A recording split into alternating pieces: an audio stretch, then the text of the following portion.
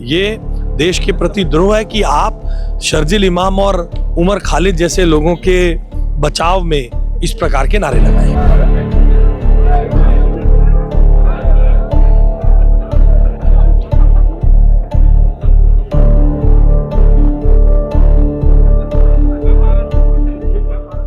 मैं उसकी कठोर निंदा करता हूं। ये नहीं होना चाहिए।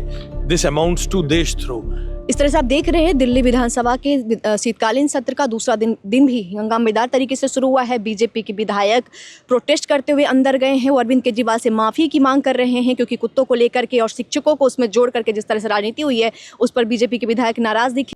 जेएनयू में एक बार फिर से नारेबाजी लगी है और इस बार प्रधानमंत्री और गृह मंत्री को लेकर देखिए, सांपों के फन कुचले जा रहे हैं और सपोले बिलबिला रहे हैं।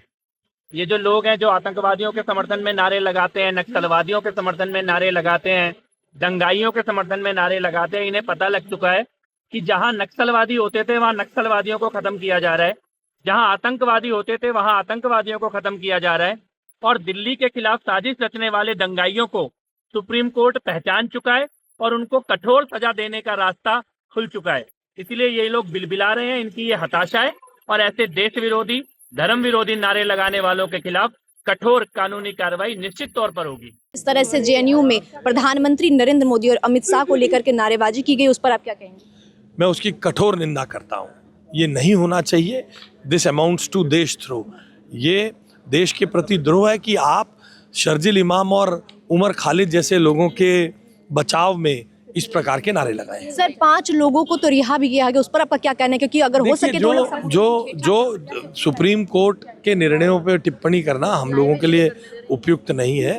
सुप्रीम कोर्ट उसी संविधान की लाल किताब जिसको लेकर आम आदमी पार्टी के नेता और इंडिया अलायंस के नेता घूमते हैं, उसी के आधार पे तो निर्णय करती है। हमें भरोसा रखना चाहिए। सर आतिशी कल मास्क ला करके आई थी, उनको सांस लेने में दिक्कत आ रही थी, इस पर आप क्या सदन में चर्चा होगी प्रदूषण पर? सदन में प्रदूषण पर चर्चा की घोषणा हमने कई दिन पहले की थी। आतिशी जी कल मास्क लगा के आई थी। आज उनसे पूछ लीजिएगा AQI ठीक हो गया है क्या? दिल्ली बीजेपी की सरकार को, रेखा गुप्ता की सरकार को साधुवाद देंगी क्या? अभी आप सुन रहे थे दिल्ली के शिक्षा मंत्री आशीष सूद को। उन्होंने कल देर रात जेएनयू में जिस तरह से नारे लगाए उस पर अपनी प्रतिक्रिया दी। कैमरा पर्सन रॉबिन के साथ मैं पूजा ठाकुर, न्यूज़ इंडिया।